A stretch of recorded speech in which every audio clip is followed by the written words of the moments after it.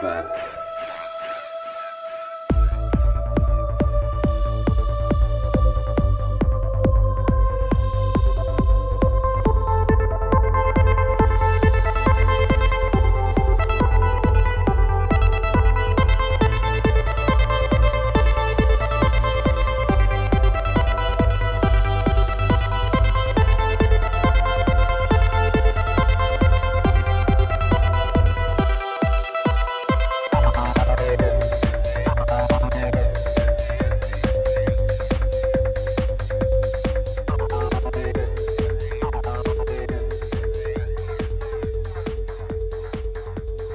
What's up? Another episode of Ripple Effect Podcast. I'm your host, Ricardo, also known as Ricky Brands, and a great episode for you today. Today we have a fascinating conversation with a author, journalist, historian, Susan Bradford.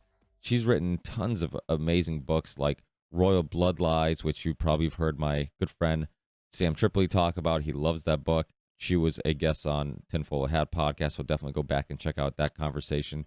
And in the show description, I'll put links to her website where you can find her books and a little more about her and her email address if you want to connect with her. And remember, if you enjoyed this conversation, this is a value for value show. If you get some value out of these conversations, consider giving some value back. And that doesn't necessarily mean financially. Share the show, review the show, tell people about the show, tweet it, post it anywhere you would like. Get the word out there, help create a ripple. And if you can support the show financially, if you're in a good financial spot and you can help, then I do have a Patreon page. I have a PayPal account. I have a merch store, the Ripple Effect Podcast, merch.com. So those are all great ways of supporting the show. I also have a Rockfin channel. You can tip me there. And everybody who has, I truly appreciate it. Rockfin's kind of a alternative to YouTube. It has sports, has tons of great content creators from the alternative media community. And if you just sign up, you get everybody's free content. And if you like what you see, then for a small fee, you get everybody's premium content. And I have an exclusive show called Ricky Rants on Rockfin you can get if you sign up for the premium content. But if not, you can just go there and check out all my free stuff, all the Ripple Effect podcast episodes, including this one. Is that it? I think that's it. Peace.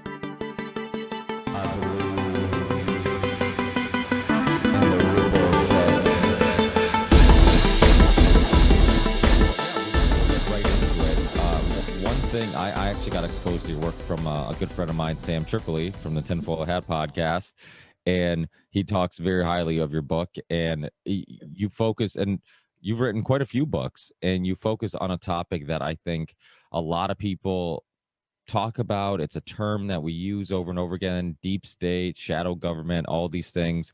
But I feel like we use it kind of vaguely, and we don't really go deep into what are these words, what do they actually mean. And so I'm really excited to kind of learn a little more about this stuff. But one thing I like to start off with is kind of getting somebody's origin story, like a little bit of like how did you get involved in this work? How did you get it? What I guess initially brought you down the rabbit hole? That's a very good question. So I originally I embarked upon a career of, in journalism. I'd hoped to work as a White House correspondent. And at the time, the European Union was taking form, and that was reported as being like the template for the different regional economies around the world, different regional markets that would then be a template for a global market. And so I was curious about what that meant. I thought it might be interesting to explore that for a few years before I headed over to Washington. So I did a master's at the University of Essex, and in London. It was close to London. And I ended up meeting with a lot of people at the very high diplomatic levels, particularly through the Atlantic Council of the UK. And at the time, I was a student. I was trying to pick up and learn what they had in mind and what this global vision was. And I met with Baron Robert Rothschild, who had said, our goal is dictatorship. So I was kind of a little bit confused by that. How could they even envision this for humanity? Why were so many people going along with it? But I didn't really think too much about it, because I thought this is a pipe dream, will never be realized in my lifetime. But as I headed over to Washington, I saw that our media was they were actually working as like a lapdog to our government. Like we didn't have an independent media that was holding the powerful in check, informing the public. They were like a spokesperson or a PR extension of the government. And I looked into why that was. I found the corporate relations, and then after that, I ended up working on the Abramoff investigation. And that might, I'm not sure if you're aware of that, but that was He's actually been on my show. Oh, he has. Okay, there you go. So Jack Abramoff. I actually, when I looked into his background, I saw that he had been set up for criminal prosecution through kind of a trumped up story that were being pushed by rival lobbyists. And so my inclination was to find out how on earth could the media, the courts, Department of Justice, the entire government go along with a narrative that was completely opposite to what the facts and the paperwork were demonstrating. And so that led me into the deep state, where I found out that all these different financial, political networks, the Carlyle Group, Booz Allen Hamilton, AIG, insurance, these multinationals, the international banking was all taking shape through the back door of the Indian tribes that were creating like socialism in the tribal areas. They're creating a self-contained taxpayer-supported tribal markets and like little mini fiefdoms and dictatorships. They were building these huge financial empires for the elite. So that's what led me to uncover the deep state, that these were the powers that were actually controlling our government and that they were taking us in a very dangerous direction. And for the record, I didn't have him on to promote his great history of work. If people aren't familiar with him, there's actually some good documentaries on his story, Casino Jack, which is a documentary, and then there's a HBO movie of the same title when Kevin Spacey played Jack Abramoff in the film. And yeah, well, I mean, the reason why they called him Casino Jack, like you said, it was linked to what he did to these Indian tribes and how he got them to kind of bid against one another. And but he ended up doing time, and after which I'm sure you know, but for the listeners who don't know, he ended up doing time. And after he did time, he wrote a book, and it was kind of outspoken about all the loopholes and politics and the lobbying and all the stuff he did. And so he kind of, for a lack of a better term, kind of saw the light afterwards. But I remember, I think I asked him too. I'm like, how much of this was motivated because you got caught? you got arrested. Like, what do you think you would have saw the light if you would have had this change of heart if you didn't get in trouble? And I think he said that it did contribute, obviously. But yeah, when you bring up like the Carlyle Group and Booz Allen, which I believe Edward Snowden worked for. He did. And these names are so important because they're companies that some people have heard the names, most people haven't, and they have such influence. And the people who are part of these groups these companies are so influential and have such a huge hand in what's going on in the world. I mean, you look at like how many people have discovered Dr. Fauci and now went down that rabbit hole of like, who is he? Wait, he was a part of the AIDS epidemic. Wait, he's the highest paid government employee. Wait, he's been, basically a PR for, gain of function research and big pharma and all this other stuff, has all this financial interest and influence all over the world. And I shouldn't say nobody, but the average person didn't know who he was before 2020. So and the reason I bring this up is because it's just one of many examples of how some of the most influential people in the world we live in today are unknown to the average person, right? That's correct. And if I'm not mistaken, the CDC is actually a private corporation that is acting within like a governmental capacity. So what that reveals is that the government doesn't represent we the people. It's actually a corporation with corporate executives who take actions on our behalf, serving private interests, like pharmaceutical companies, for example. Yeah, absolutely. So was there a period of history that was the most fascinating to you? Because you have a lot of books and they hit on a lot of different parts of history. Is there one that really grabbed your attention that you really got fascinated the most with? I'm definitely fascinated with history in general, but I think the most important that I'm seeing is the birth of the rational enlightenment, because that forms the basis of politics and our government systems today. Most people today, at least when I was in school, we were taught that the rational enlightenment was a move towards freedom, liberty, kind of more of a progressive type of a governmental system. But what it actually means, it's a type of government that is based upon rational self-interest, devoid of any or stripped of any morality, consideration of others, empathy. It's like a predatory type of capitalism where they're making decisions that will consolidate all the wealth and power at the very top to a person or a group of people who act as gods on earth. And then in order to become part of that system and to profit, you have to be pleasing to that God. So this kind of movement it came about from, it actually has its origins in the Roman Empire. And with the Roman Empire, I saw that coincided with the birth and life of Jesus Christ. You have AD Anno Domini, after his death, BC, before Christ. And the reason for that is that Jesus established a new ethos for government, where the leaders answered to God, they were initiated, they were servants of the people. But at the same time, you had a very powerful group of Venetians, of merchants, if you will, who were working with barbarian hordes like the Tartars, the Khazarians, the Mongolians, the Turks. These were people who were slashing and burning their way through the Eurasian continent, stealing wealth, plundering assets, and executing people. In the process, they became very wealthy, and they were also steeped in this kind of occultic type of tradition. So from these early days, you have like the battle between good and evil. Eventually evil won, and I think the tide is now turning back. So this the Rothschild dynasty, which I'm sure most people have heard of, they became the head of this type of agenda, and they were able to take control of it through the Napoleonic Wars, where they were able, by this point, they were able to bankroll all sides of the war, put countries in their debt, and then through that debt, they had control. So during the Napoleonic Wars, they bankrupted the British stock market, and then they bought all the stocks up after, through their shenanigans. And then in the process, they became the wealthiest family in England, and they also were able to buy breeding rights into the royal family. So from that point, they had the right, they were trying to assume that the divine right to rule, which only those who were, who had the bloodline and who were initiated could hold.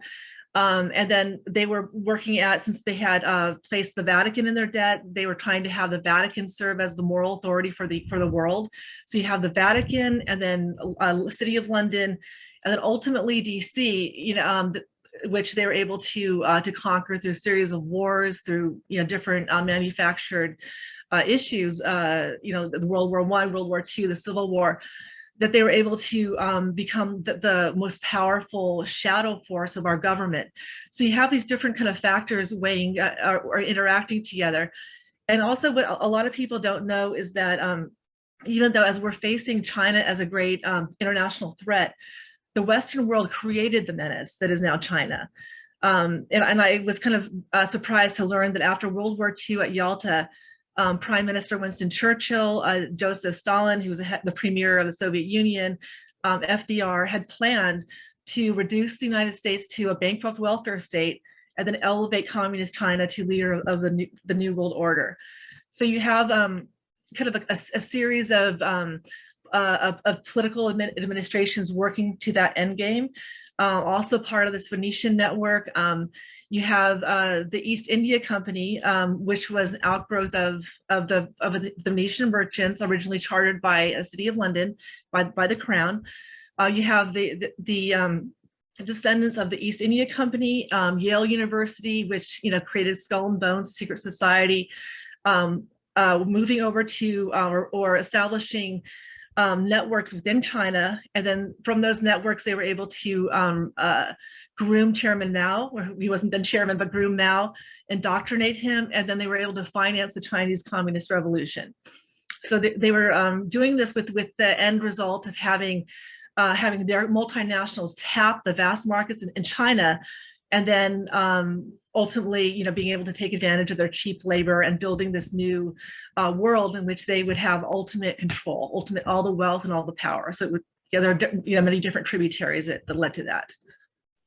So when you hear when American press and media Mm. tries to paint China or Russia as the boogeyman, do you think that it's just a facade, it's an illusion, and that at the end of the day, everybody is basically, or the people pulling the strings are the similar or the same people? That's a very good question. So I think originally Wall Street bankrolled the Bolshevik Revolution with the Rothschilds working behind the scenes to coordinate the Bolsheviks, who were the mercenary forces of the Venetians. So Wall Street was behind the Bolshevik Revolution and the Communist Chinese Revolution, but the Russians were able to wrestle free from this system, and now they're trying to create the Third Rome, which is a new center for Judeo-Christianity, for Western civilization. So that's part of the reason that the cabal is always trying to target Russia or paint them as the boogeyman. That's interesting. So when you look historically, a lot of times we talk about how most of our wars have been religious wars. Mm-hmm. Do you think that's still going on? Do you think that, is it resources? Do you think there's still some ideology that's influencing a lot of what's going on? What do you think is the biggest motivator? I think all of our religions at this point, unfortunately, have been co-opted.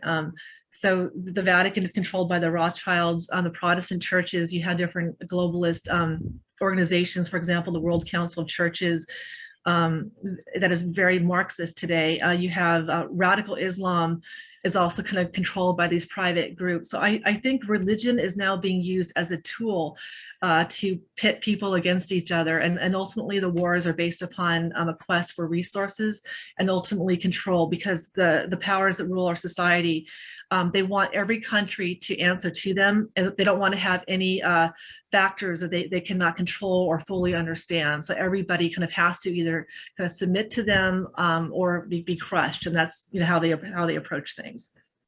That's interesting, because you look at, like, historically, it almost seems like religion was a tool to control people, right? Yes, it was. And now it's almost like religion is a threat to people, because you see a lot of it seems like in America, it seems like a lot of the people who are fighting against government overreach right now are religious people, like Christians, and people who are like, no, like, I believe that evil is real because I believe that good is real. And it's almost like when you look at like human trafficking, the whole pedophilia issue in politics and just in Hollywood and everywhere, with the link to all tons of people in the elite world.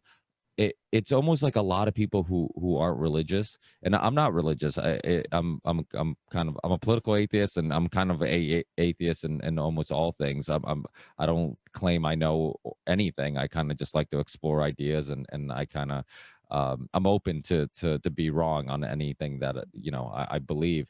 But it seems like a lot of the things, like, I would have a lot of people on in the last year talking about the issue, the vaccine issue, pushing the vaccine onto people, the COVID issue, all this stuff. And it seemed like a lot of, like, these bigger agendas, the average person couldn't believe that there were people out there this evil that would do these things. And then the people who did believe that, and it's not in all cases, but in many cases, were religious people. And I'm like, internally, I would always have this conversation, like, okay, how much of it is because they believe in good and evil, so they can imagine somebody being that evil and having, really just being a bad person who would be willing to do these things. And then the average person almost is ignorant to the fact that there's true evil in the world, people who can do horrendous things and have done horrendous things.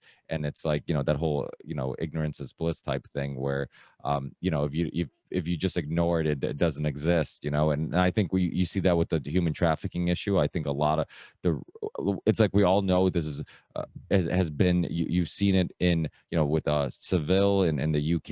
You've seen it with Dennis Haster in the US. Obviously the Jeffrey Epstein thing. Like, we know this exists. We see it in Hollywood, but it's not, and so it should be one of the biggest, most talked about issues, and yet nobody talks about it because it's almost like it's so dark, it's so evil, people don't want to go there. Do you think there's any truth to any of that?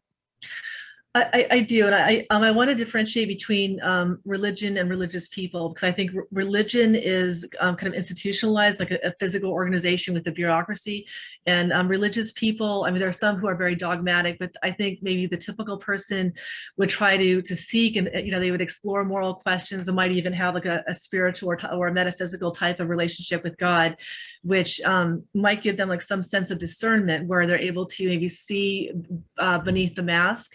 And through exploring those moral questions and acquiring discernment, they could maybe perceive the evil that somebody who's more maybe three-dimensional or more practically oriented might miss those things.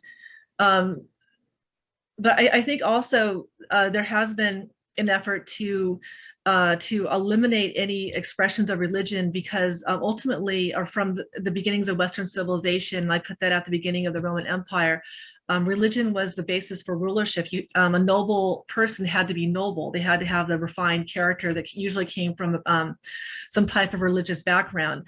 And since the cabal, the shadow elites, are rejecting the divine right to rule, and they want to make themselves God, as opposed to having people worship to God and look to like the creator, as opposed to you know, a government as for the ultimate answers on how they should behave, and for their dependency. I think that they find religion very a threat. So I think that's why there's this kind of you know, rivalry, if you will, between like the religion, those who are religious, and those who kind of want to stamp it out. So you think the end game is to eventually make people less religious or spiritual, or and I think that kind of makes sense, because it's something that I've talked a lot about on this show, how we need reasons to, and this is where, like, you know, I grew up, I'm Portuguese, so I grew up Catholic, and then kind of fought against it, because I was always one of those people that like to go against the grain and ask a lot of questions, and they weren't big fans of people who asked a lot of questions at church or at Sunday school or whatever. So I naturally, like, okay, this is BS. This is like, they don't even want to have a actual debate or discussion about things that don't make sense, and so I went in the other direction, and then I'm like, oh yeah, these atheist people, they're asking questions and they're not dogmatic. And the next thing you know, you're like, holy crap, I just left one group to join another dogmatic group, and these guys are even crazier than the other people. But as I got older, I also saw the benefits in you know, having some type of a holy book or spirituality or something that made us ask those larger questions, right? Because I think we can get very caught up in just our everyday things, you know, like going to work, you know, paying the bills, doing our everyday stuff, that we forget about, like, okay, what's really valuable in life? Like, what's going to make us stop and think about what's valuable in life? What's the point of all of this? Well, should we be able to look? Is it important to look in the mirror and be happy with who you are as a person, being a good person, like, or is it all just about financial gain? Because I mean, especially in the US, where a lot of foreigners, like, you know, like myself, I actually wasn't born here, but a lot of foreigners like myself and my parents, like, you come here, you kind of become Americanized, and you kind of lose, like, all the things that were important, like community, and, like, you know, my parents grew up in a village where there was a little church, and everybody went to that church, and everybody knew the priest, and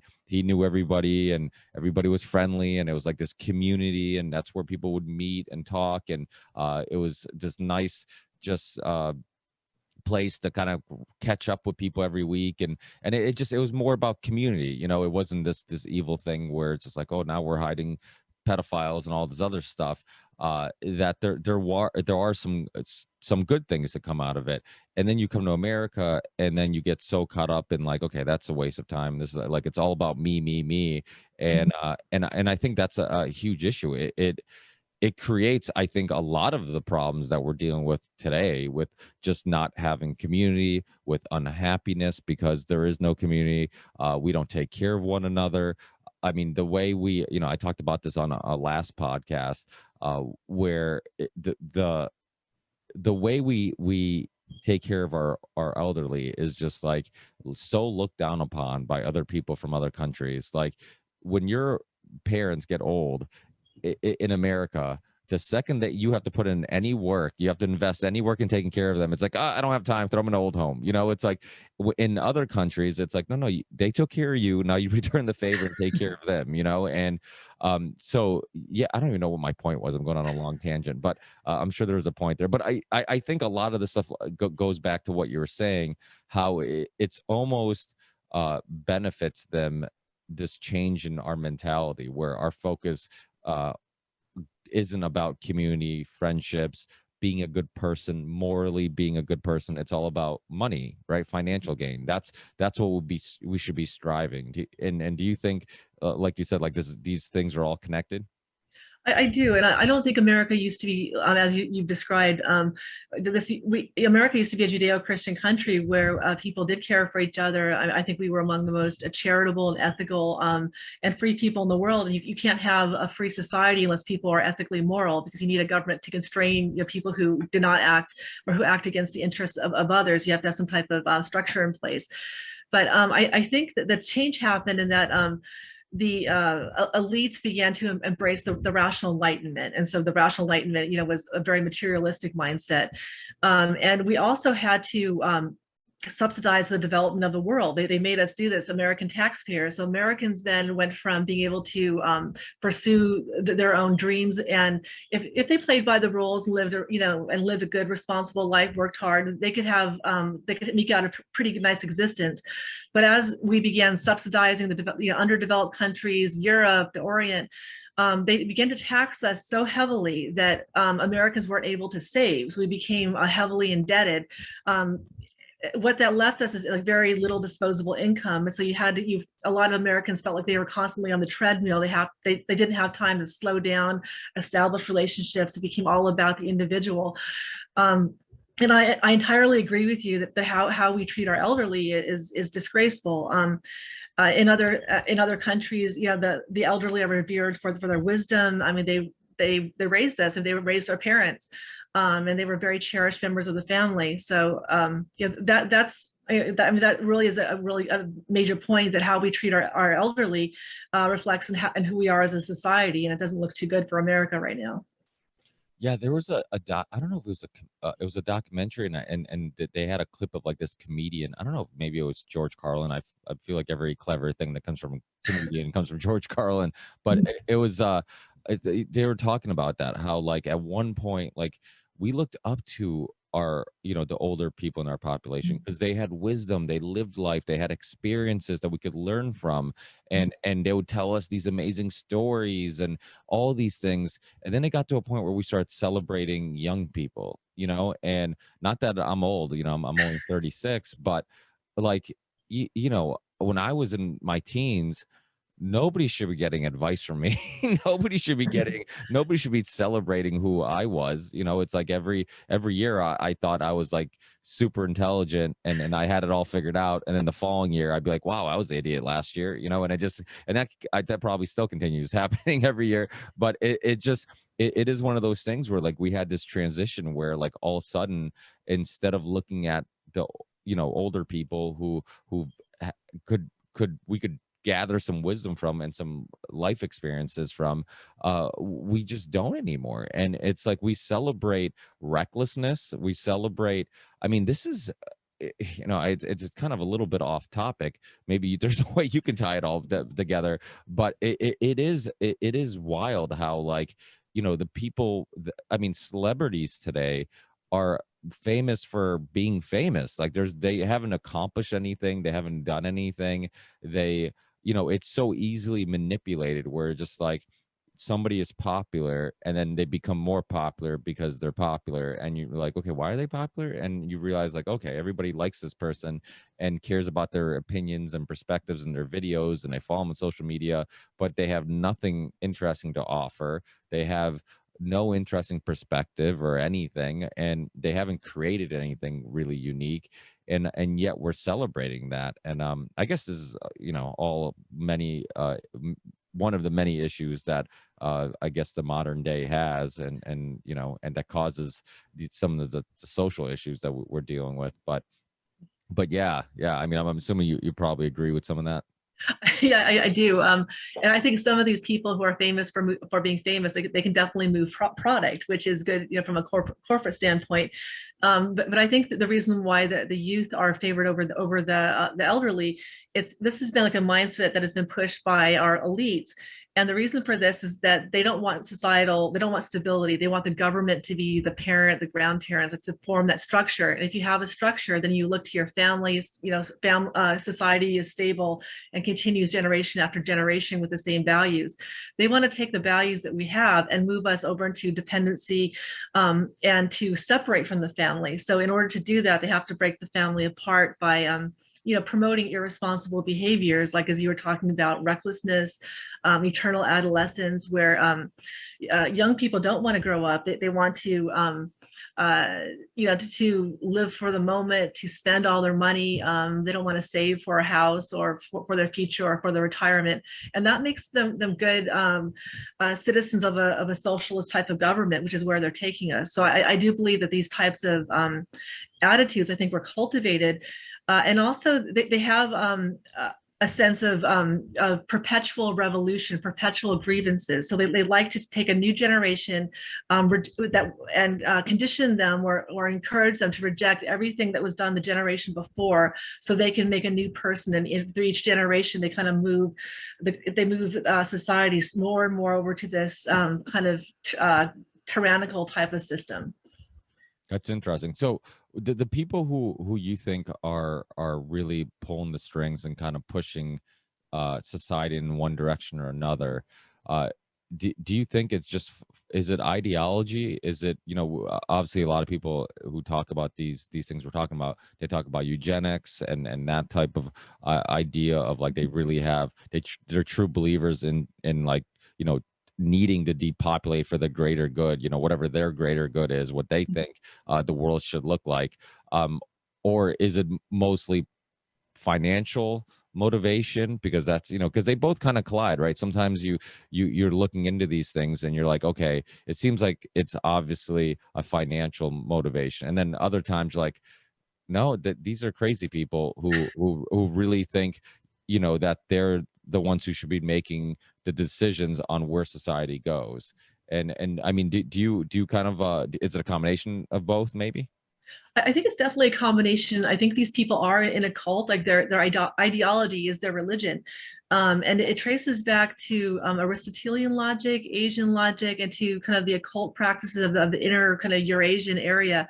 So where they really do see themselves as godlike, and they want to have a full control over society. I think right now they have most of the wealth, or they have a large segment of it. But I think for them, it's mainly control. And if you're a god, then you can control the behaviors of other people. If there are too many people, you lose that control and that sense of being a god. So it's kind of like a weird, cult type of mentality that they have. But it is ideology. It's liberalism in the sense that society must continue to evolve to this greater organization that will ultimately be a tyrannical type of system with themselves at the top of it. So from studying so much of history, and obviously, everybody who studies history talks about how history repeats over and over Yes, it again. does. What do you see repeating, and where do you think we're going from, observing it from your perspective of kind of seeing these trends happen over and over again? Okay, so with what I was seeing is that, through these different revolutions in the 17 and 1800s, which we thought were for liberty, fraternity, and equality, we thought, oh, society is becoming more open. Actually, the opposite was happening, that through every revolution, these elites were consolidating more of the wealth and power into their own hands, and they were lending the impression that these were populist movements that would restore power to the people, when they actually did the opposite. So I think the world wars were created with that purpose in mind. They eliminated heads of government who did not support them. They took those governments over. They were able to make a fortune bombing countries and then rebuilding them afterwards. So through the process of war, they're able to acquire more wealth and more power. I think now society is no longer open to going to war. There's, I think, a lot of public resistance to it. So the new societal shaker, I guess, is shocks to the system, like 9/11, the coronavirus. Each of these types of like jarring hits to the economy, to countries, they result in societal reorganization. And I was actually reading a book, an autobiography of Alan, the head of the Federal Reserve, Alan, his name just escapes me right now. Do you know who I'm talking about? Yeah, I do. Yeah, Greenspan. He was talking about how 9/11 achieved this goal, and back in 2006, he was talking about what needed to happen in order for the next step to take place, and that was to have people working at home. We had to have these different disruptions, and so the disruptions that happened were the very disruptions that they needed to create their next system of government, or their next societal reorganization. So I think this is like, it's like a perpetual thing, and I think if left unchecked, I think we are headed towards tyranny. Yeah, some people would say that we already have it. We just have this illusion of freedom. That's true. Yeah. The thing is, a lot of this stuff is spoken out in the open. When you look at like, the Great Reset, and I believe you were featured in a documentary, The Great Reset. I haven't watched it yet, but I can assume what you guys discuss in it. But that's kind of what you're talking about, right? Like them using this whole scenario, this whole pandemic, as a method to kind of remold society the way they want it. And when you see Schwab, the head of the World Economic Forum, he wrote the book The Fourth Industrial Revolution, and also recently the Great Reset book. It's amazing to me how open they are about what they want and how they want the world to be. And when you have that much resources and an influence, you can do it. And then you can use something like 2020, what happened in 2020, to kind of fast track that. That's the thing that like I've always, or I'm still figuring out. I'm like, okay, so was it purposely released to get what they want, or was it accidentally released and you're just like, well, here's the time to get what we want?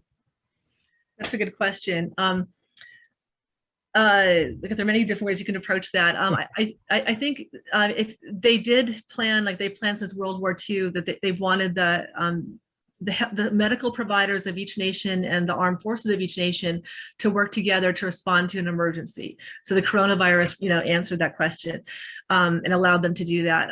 There was also the issue of the fact that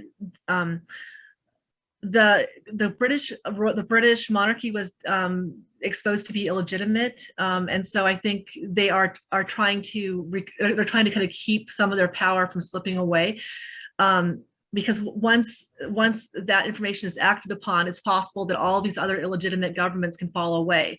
So the coronavirus represents, like, the corona part of it is Latin for the crown. So I think it's like a virus of the crown, where they're actually telling you in plain sight, like exactly what they plan to do. So I think it is interesting. There was various think tanks or science organizations that receive money from Bill Gates and their affiliates have patented the virus. So it's either it occurs in nature, in which case it can't be patented, or they actually invented it in a lab and somehow it was used to serve their purposes, whether it was accidental or they, once it did somehow escape, that they were able to seize that opportunity to advance their agenda. But if they are consistent, one thing is that they are consistent in is that they will tell us what they are planning to do. And this is part of like their belief in like a self-fulfilling prophecy. You know, they are as God, so they are as from that position. They want to tell us where they plan to take us, and as their people, we should be willing to go in that direction or not. So I think at this point, they don't think that there's much that we can do anyways, if we can't really resist their agenda from their perspective. So I think like they don't feel there's any harm in revealing, you know, where they plan to take us. Yeah, well, you talked about how they openly talk about this. I mean, you look at Event 201, it was almost an exact simulation of what actually happened in 2020, and that was in 2019. And you look at 9/11, you know, the Project for New American Century, PNAC, when they openly talked about this, just having to get influence in the Middle East. And that's the thing, like all this stuff, it just repeats over and over again. Since like the fall of the Ottoman Empire and the Sykes-Picot Agreement, and they carved up the Middle East, like they've been attempting to destabilize the Middle East and keep it destabilized to justify intervention since forever, you know, and so that's the thing. Like I almost feel like because we don't have open monarchy, like we're not open and honest about having a monarchy in the US, we assume there isn't. Like people get elected and it's anybody can win, and you can just run for president and anybody can win, and it's not about who who you're connected with or any of that stuff. And and at least in the UK they're open about it. They're at least we laugh about it here in the US. We laugh about them having a monarchy there. I'm like, well, how many Clintons and how many Bushes and how many of the same families that are connected are running shit here? Like we're not that different, It just this illusion that it's just a fair process, right? That's very true. And with the Bush dynasty, I mean, the original Bushes were part of the Skull and Bones Society, which was working on behalf of the East India Company, which was working with the Rothschilds. And then Bill Clinton, of course, was a Rothschild bloodline. I think he was the illegitimate child of Winston Churchill and Ambassador Harriman, whom he appointed ambassador to France. So you have our politicians in many cases are bloodlines, and here we are thinking that they're elected by the will of the people. Like in the case of Bill Clinton, his presidential campaign was actually bankrolled by communist China. That in and of itself should have disqualified him. Yeah, and even the British monarchy, I mean, you go back far enough, they have German last names, They right? do. Like Mountbatten, they might be one of them. Yeah, well, what's the connection there? I mean, what do you think is do you think there's some, because obviously they were very friendly with Nazi Germany also and all that. Do you think that's why it was because of the German ancestry? Yeah, that could be. The Rothschild originally took over England as a banker to Oppenheimer. He was with Oppenheimer Bank, and he became a lender to the princes of Hanover. And of course, the King of England was from the House of Hanover, so that allowed him access to the British monarchy. So once he was able to topple the Holy Roman Empire through the Napoleonic Wars, he was basically able to put in his own puppet governments within Germany. And then he had access to to the British monarchy. So I think he began to place his own people within positions of power within England. And there are a few scholars who have alleged that Hitler is he's no longer with us, but was a Rothschild bloodline who was trained at the Tavistock Institute in London for the role that they had planned for him to play. And at the time, Germany was considered to be a commercial rival to Britain. So they had to figure out like an excuse to take Germany down. They kind of created Hitler. He was a kind of a hobo in Austria. You'd think that somebody with his background who was kind of a vagrant, he didn't have a lot of focus, he was penniless, how he rose to lead a nation.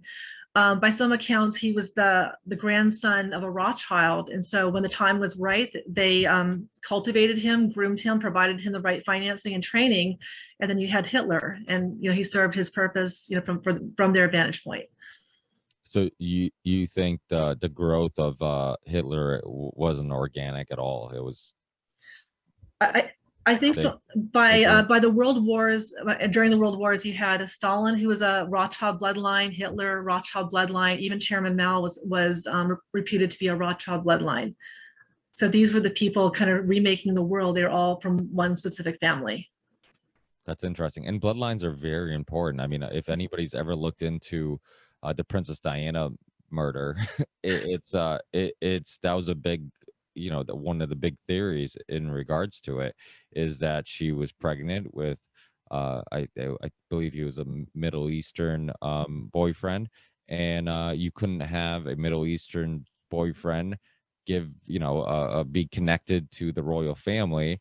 And there's a great documentary, I think it was called Unlawful Killing, and it was by the boyfriend's family, I believe, because they were loaded, and they actually put together a documentary and did a whole investigation. They even had Pierce Morgan in it, saying that there's something suspicious about it, and he's as mainstream as it gets. And then the documentary was banned from the UK, I believe.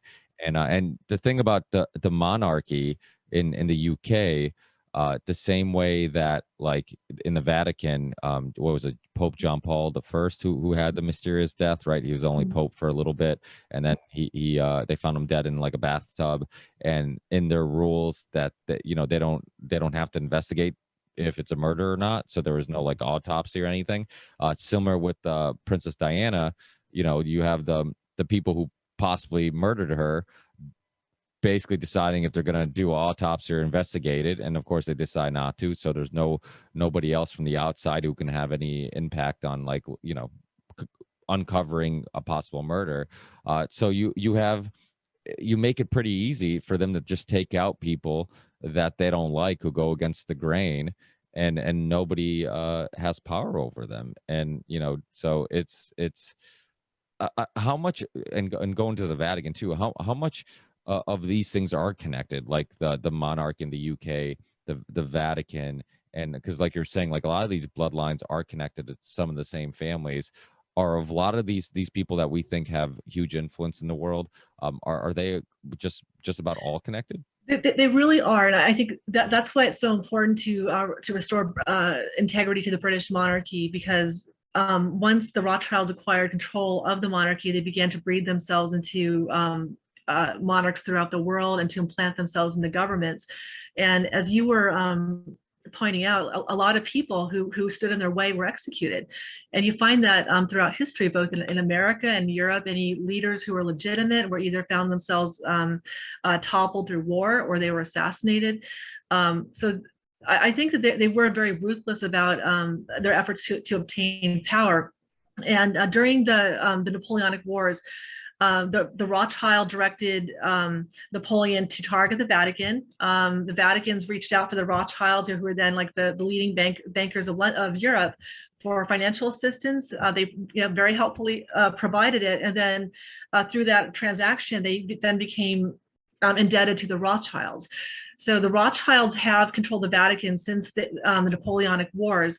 And I think if you look at the recent, there was a convention where the Rothschilds brought together the heads of the pharmaceutical companies, Google Health. Fauci was in the fifth Vatican convention, when he was head of the NIH, and kind of overseeing a similar type of arrangement for AIDS that he had done for the coronavirus, with a lot of misinformation and so forth. And the Rothschilds brought all these people together who are trying to kind of set the new agenda. So you have, the pharmaceutical companies, alleged Satanists, working at the Vatican to decide healthcare policy for the world. So you can see how they all do work together. And of course, Lynn Forrester Rothschild is promoting inclusive capitalism, while Klaus Schwab is promoting the Great Reset. And he was the head of, he formerly worked for the United Nations, which grew out of the world wars, which the Rothschilds had created for their purposes.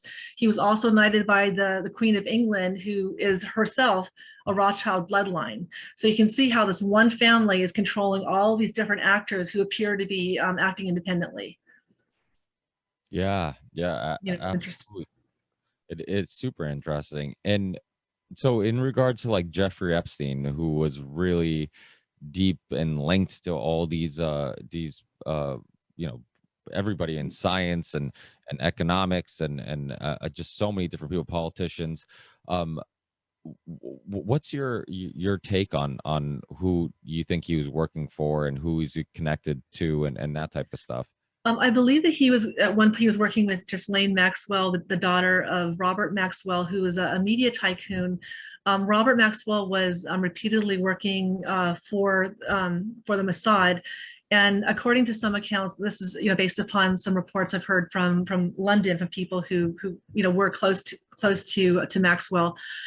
They were saying that he was assassinated to serve as an example for Rupert Murdoch. That he had to if kind of toe the line, and if he didn't, something that bad would happen to him. So I think Maxwell was he was like a spokesperson. He became wealthy and powerful by being a willing and then maybe at the end not so willing a spokesperson for this wider agenda. He kind of was able to promote narratives through his different news organizations.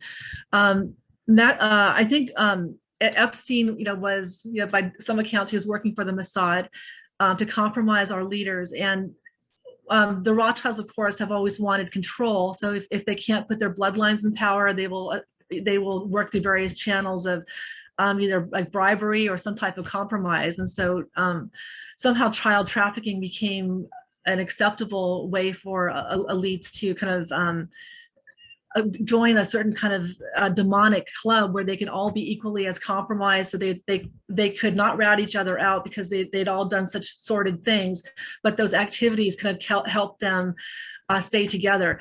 And I think that the exposure is a great positive, because since pedophilia is the glue that holds the elite networks together, if we pursue them, we have a way to take them down, because we can seize their assets, we can, pursue different legal remedies that we wouldn't otherwise have if they were merely, a corrupt, business leader or a corrupt politician. So I think there could be, some salvation for humanity through, what has been discovered through him. Yeah, well, I was always stunned by how the outrage about what was exposed, how quickly that went away. Like we were talking about unmasking, like one of the worst things people could imagine, child trafficking, and these are hard topics to discuss. I mean, I get that aspect of it. I've had Nick Bryan on, who wrote the Franklin Scandal. I've done shows on these topics, and it's not easy to discuss, but obviously it's a part of our reality, and I feel like somebody needs to kind of remind people that like this stuff does happen. It's real.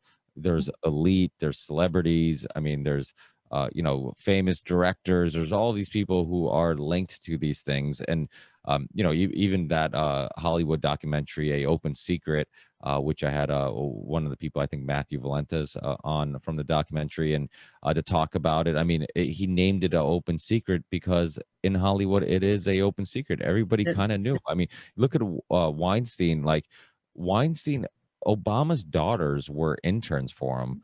And like, so obviously they were pretty close to families, and yet you think Obama didn't know what was going on. I mean, there's only after these people get caught, and you saw with like Cosby or anybody else, like only after somebody gets arrested and people can openly discuss it is when they're like, yeah, we all kind of knew. We all, there was some chatter about it, but nobody said anything. And it's like, that happens everywhere. That happens, you look at the Penn State thing, you look at like, this isn't something that was uncovered just overnight. I mean, these are things that are covered up for generations and for a long time. I mean, how much of it's like, I mean, is there a cult ritual linked to all this? Because you see, obviously, speaking of Hitler and then World War II, obviously he had this he was intrigued with the cult and all this stuff. And you see with a lot of elite and bloodlines, like this symbolism, these rituals, like all these weird things. Do you think that might be linked to it? I do. I also, just wanted to briefly address what you had said before. I think that the fact that so many people were willing to look the other way, I think that speaks to why we need ethics and virtue restored to society, because I think a lot of people dismissed it as business as usual. You don't want to rock the boat. I think we need more people of moral courage to speak out and to have a type of culture that supports people, speaking out against injustices like this. But in terms of do they have an occult ritual? From what I was able to uncover, the ritual traces back to the ancient Tibetans. I know that also the ancient the Romans and the Greeks were also involved in homosexuality and pedophilia, but the specific rituals trace back to the Tibetan monks. And they believed that through pedophilia, they could somehow acquire immortality.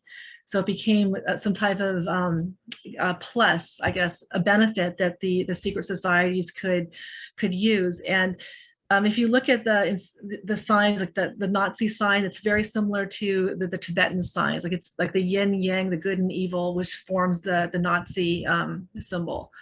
So it all kind of traces back to these same like occult types of families.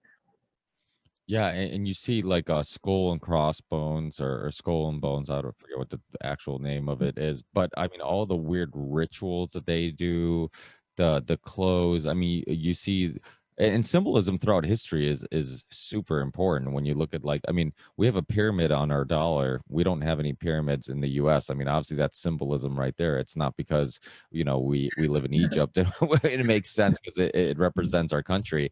Uh, how much of an impact do you think there's always this so a lot of people in the alternative media community, and I use that term because I don't know what else to call us, but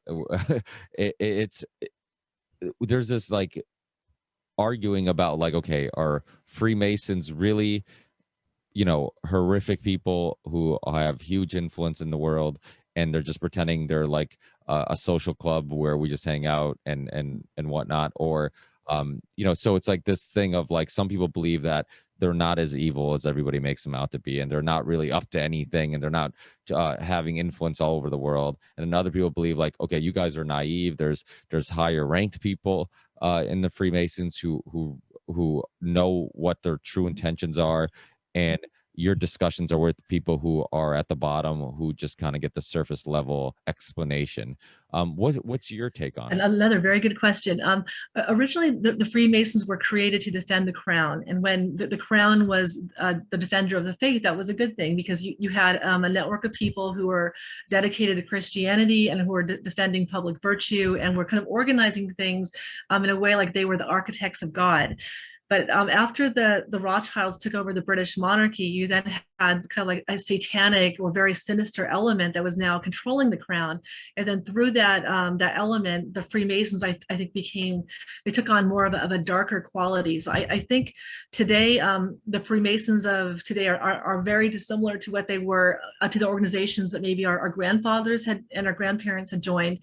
I think there are a lot of good people who do join for the purposes of public service and maybe for networking.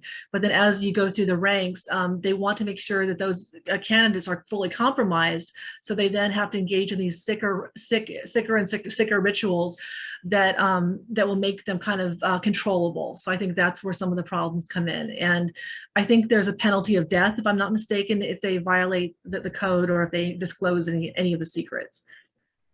And obviously a lot of the founding fathers and a lot of people in American history have been They have. Freemasons, so they have huge influence. What so for people, some people have heard of the Knights Templar. What's the difference between the two? Because there is some historical parallels, right? They're connected. Interesting. The Knights Templar, they have that red cross, which was adopted by the Rothschilds, whose original name was Bauer, but they changed it to Rothschild to mean the red shield, which was the Knights Templar, that red cross on the Knights Templar shield. The Knights Templar they claimed to be a Christian force, that they were defending pilgrims going or traveling to Jerusalem. But their real agenda was they were plundering and raping and pillaging, and then under the name of Christianity. And they were working on behalf of the Venetian merchants, and again, like these different warlike hordes the Khazarians, the Tatars, the Mongols, and the Turks to control Jerusalem. And the reason they wanted Jerusalem is that it was it was a very important city from a religious standpoint. It was the birth of the Abrahamic religions. Also, it was at the center point for trading routes between, like, linking the Middle East to Africa, to Asia, to Europe. And so by controlling Jerusalem, they can control international commerce. So that was like the real agenda. And then eventually, a few centuries later, we have now the Belt and Road Initiative emerging. And that's, again, retracing and rebuilding these old Venetian trade routes. That's interesting. Yeah. I mean, all this stuff is so fascinating. It is. It's I always say you have a better understanding of today when you retrace your steps backwards and see how you got here. And that's the thing. Like, I think a lot of the elite that we think like are naive to history, they know this history, and they're aware of it. And I mean, obviously, in some cases, because they're linked to the families in these history books that we're discussing. I what do you think of Elon Musk? Right? Didn't you? I believe when I was looking at your books, don't you have you've written about him? I did. Elon Musk, his grandfather founded the Technocratic Party in Canada. The technocracy was based upon like an agenda that was launched by Prince Philip with the coronation of the illegitimate Queen Elizabeth. And that was silent weapons for quiet wars, where they wanted to kind of track and trace each individual in society as kind of like a human resource, as an asset. So that became like the birth of a technocracy, where they wanted to have like a very rational scientific approach to controlling humanity. So I think since Elon Musk was kind of born into that family, he was able to kind of find his way into these elite groups. He was easily connected from at birth. So I was within that book. I was actually looking at his role in the Green New Deal, which the elites are trying to bring about to kind of deindustrialize the world. So that they can make us weaker and develop other parts like China to make them like industrial powerhouses. But I think he's very much a technocrat with a lot of these companies that kind of where you have a wonderkind who kind of comes out of nowhere and leads a multi-billion-dollar company. Basically, you're looking at companies that were financed by American taxpayers. They exploit patents that were created or which are held by Kinetec and Serco. These are companies in which the Queen, the British monarch, holds the golden share, so they're controlled by the Rothschilds. And so that they pick these charismatic figures to kind of lead these companies, to be like salespeople, to lead the agenda. So I think that the Musk is really a salesperson. And I find it very hard to believe that somebody who tweets all day and smokes pot and does some of the things that he does is actually running that company. He seems to be more of a kind of a clownish figurehead, who's serving an agenda.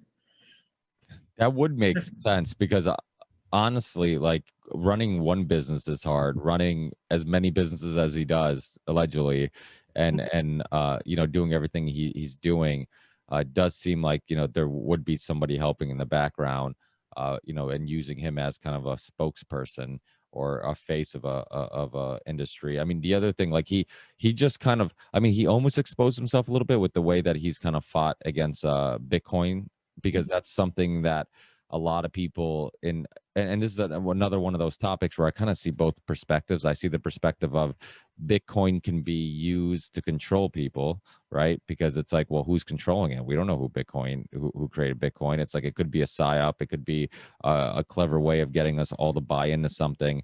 And next thing you know, the people that we think we're fighting against, they're the ones pulling the strings with Bitcoin. But I also see the other perspective of, like, Bitcoin is a way of fighting back against the elite, because if you believe that it's like this well thought out technology, and the blockchain technology is just this clever idea of kind of bypassing banks and governments and all this stuff, you can see why they would want to demonize it and make people think it's dangerous and say, oh, look at all these hackers that all over the world, they're asking for Bitcoin. You can't have something that's unregulated. So I can see both perspectives. and that's what makes Elon Musk so interesting and kind of confusing, because in some point, like at one point he brought up the value of Bitcoin by, you know, hashtag Bitcoin and talking about Bitcoin, and then now he's bringing it down. He does the same thing with AI. Like he talks about the dangers of AI, and then next thing you know, he's investing in it and promoting it, and it's like, what's this guy's agenda? Like, what is he really trying to do? You know, he confuses me. Yeah, he has a company called Neuralink, which involves, I think, transhumanism, putting a chip in the head. So he's actually promoting transhumanism, but at the same time speaking out against it. So you're absolutely right. And I kind of somewhat distrust Bitcoin, because I've seen too many examples where people have been invested in Bitcoin, the value's gone up, and then somehow they get locked out of their accounts and the money gets stolen by third parties. I'm not exactly sure how that happens, but it seems like it could be a bait and switch type of scheme to steal assets, maybe. Yeah. Well, you know, I guess so.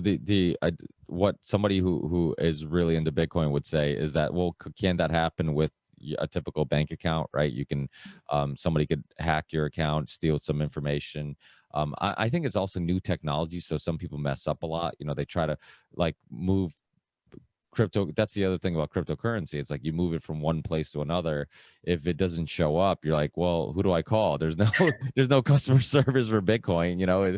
So it is one of those things where, like you said, if it was one of those bait and switch type things, like we wouldn't know, and there's nobody to be accountable for it.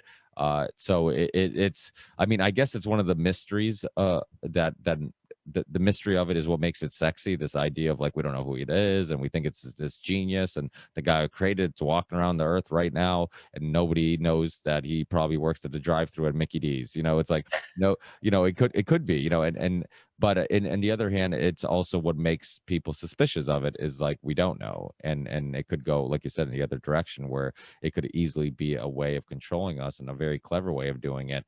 I mean, I'm all for the idea of you know, bypassing governments, bypassing banks, having control of your own currency, and being able to sell it, buy it, trade it without anybody having a say. You know, but again, like that's there. I can understand the concern of like, okay, well, that sounds great in theory, but somebody created it. Somebody, you know, just this idea that he doesn't exist anymore, and he's, you know, it's you have to at least be a little skeptical of it, you know. But and then there's also people who are so for Bitcoin that they dislike all the other type of cryptocurrency. And I'm like, okay, well, is it about bypassing government, or is it because like you've become basically obsessed with just this one thing? You know, it becomes an ideology, you know. So and I think ideology can be very bad, because you get just, you know, you end up defending your team, and you don't really look at all the information, and you don't question your motives or any of those other things anymore. So it's yeah, it's an interesting topic, because it's become more and more important, and it's become more and more influential in our in our society. I mean, now you get kids that are like 16 in high school, and they're buying Bitcoin, or they're using Robinhood to trade and all these things. And Bitcoin, I'm not sure if it's being manipulated or not, but I am sure the stock market's constantly being manipulated. So you get people who are buying into a basically a rigged game of like, you know, like, okay, the stock market, somebody could tweet something like we mentioned, and value can go up or down. Like, does that sound like, you know, it's a concrete thing that you can rely on, like, or you can quantify? You can't. I mean, it can be easily manipulated. It usually is.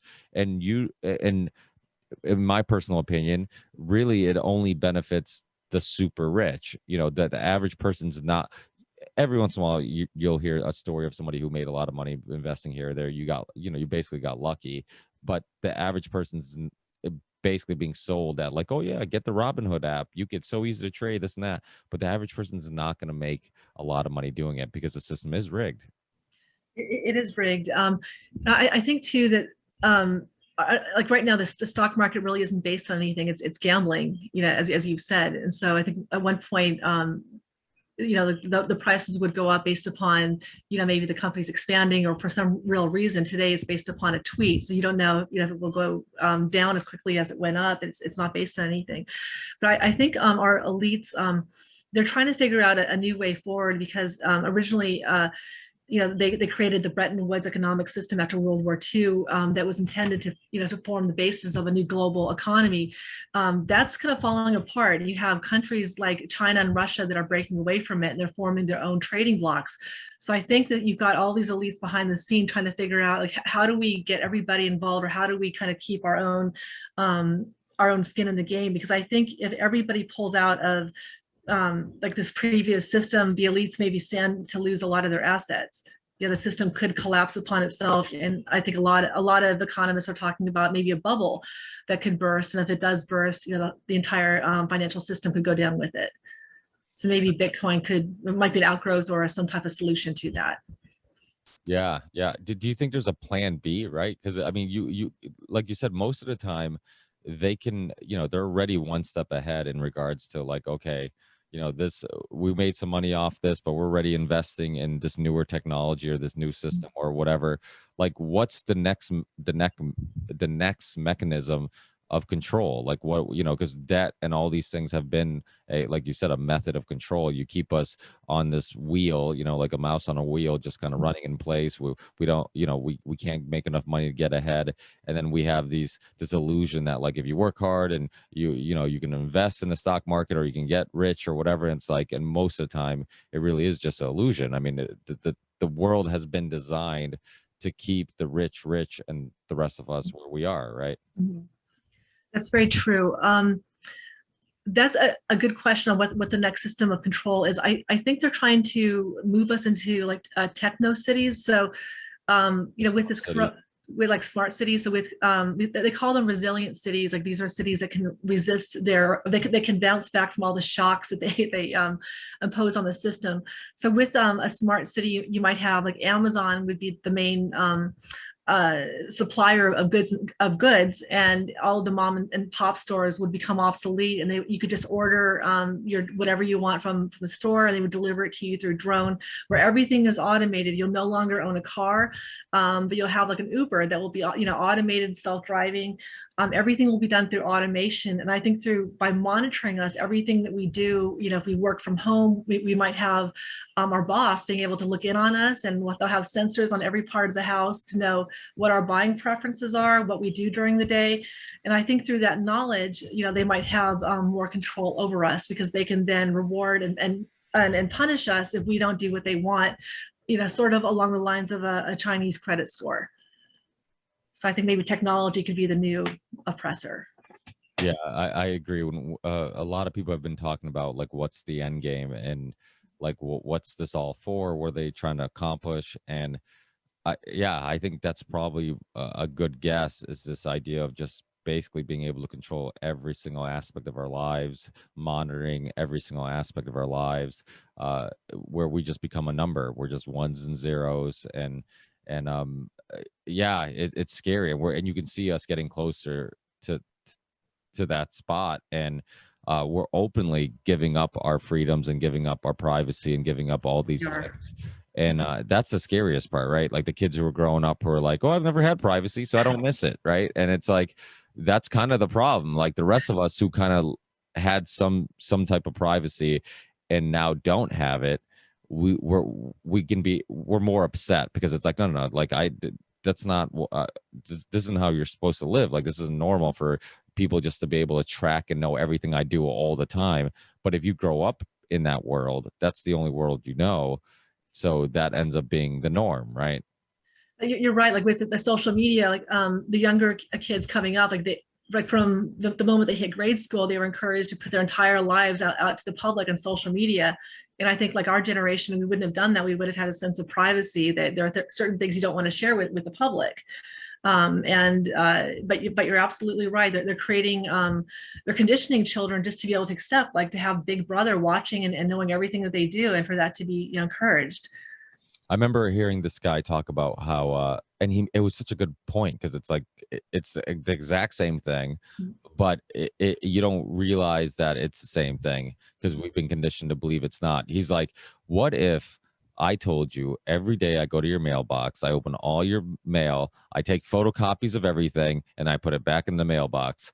Would you be upset? Yeah. And he's like, well, your computer and your phone has way more of your personal information than the mailbox, and yet we're giving up all that information and we're not upset at all. You know, like we still have this they haven't we still look at mail as like private information, but for some reason we've been conditioned or tricked into believing that like we're so, or maybe we're just so used to it, like that little by little, oh yeah, well, I heard that they're monitoring us, or I hear that they're listening to us, so I hear that, and it's like we just slowly start just accepting it, and we're not mad about it, we're not mad, and the next thing you know, it just becomes a part of life. And but it literally is like the same thing, if not worse, than just opening your mailbox and taking all your mail.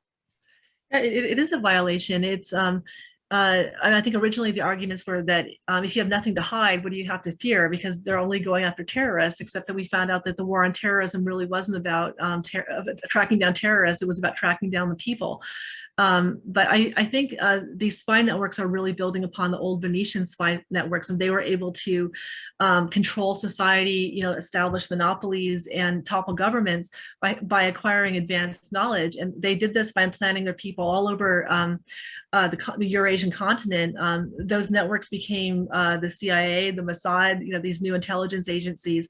And actually, Rothschild was able to acquire an advantage, the patriarch anyway, when he was working in Frankfurt, Germany, because he had access to the post office. And the post office, that was a way in which the Venetians were able to intercept mail. And I think in America, the Postal Service has been privatized, so they can, in fact, intercept our mail.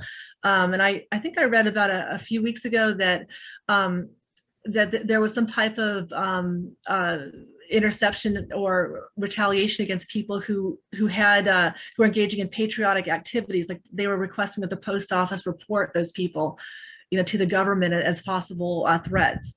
So I think you're right, you know, and we are getting used to this, you know, with like so many companies can backdoor their way into our computers and acquire our most innermost thoughts, you know, as Snowden was saying, like they know when you type, they can anticipate, you know, what your thoughts are, what you'll type next, what your preferences are, and they can get a full picture of us when, you know, perhaps we'd like to have privacy, you know, and maintain, you know, who we are without without having, you know, their eyes always upon us.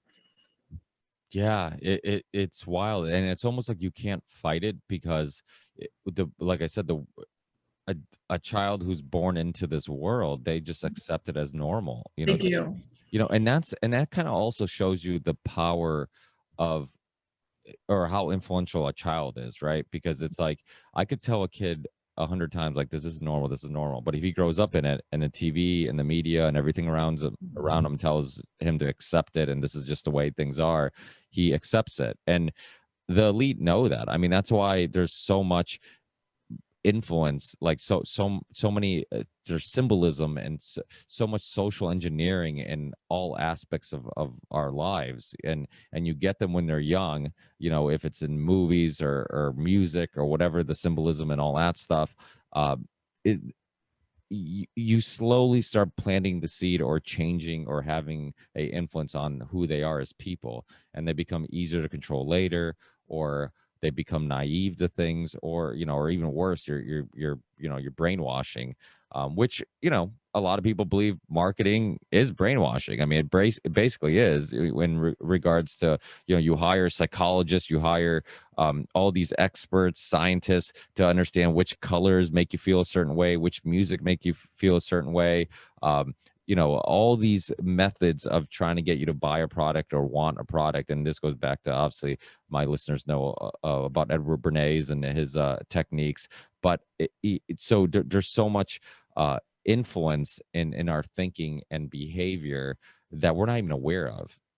And I think that goes back to why you're asking me earlier, why does the establishment put so much emphasis on the youth, and why do they value the youth and not the elderly? Because they want society to look to that child for the answers, not to the elderly and to those who've been there, done that. They have the wisdom. They could warn us about the dangers of these different encroachments into our lives. But the children will readily embrace it. So they are the future, and they're all the marketing, all the programming is all directed towards them, and then they're kind of promoted as like the new wave and the new direction. You know, they carry society in the new direction. Yeah, absolutely. Yeah, this has been such an interesting conversation, and I love getting people's perspectives who are really deep into history, because I feel like your understanding of what's going on now it's much deeper than somebody who hasn't studied, you know, how maybe similar situations in the past, or so yeah, I mean that's always super fascinating. I it sounds weird, but it's like the more you learn about history, the more the now makes sense, and the more you learn about what's going on now, because you start seeing these patterns and trends, and it's like, okay, some of this our surroundings have changed in regards to how do we get to A to B, how we get to work, what our jobs are, all these things, but a lot of things are still the same, which is why I think a lot of times people retweet or share old quotes and they still make sense. You're like, oh, it's like, because we haven't changed that much as people, you know, and it just kind of you know, the technology has changed and stuff like that, but what's important to us, what motivates us, the fact that there's a elite and the rest of us, that hasn't changed. As much as things change, they remain the same. Yeah, absolutely. Yeah. So you took 2 seconds to say something that it took me 5 minutes to say.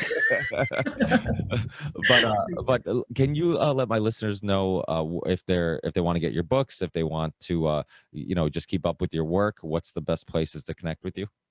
Sure. Thank you for that.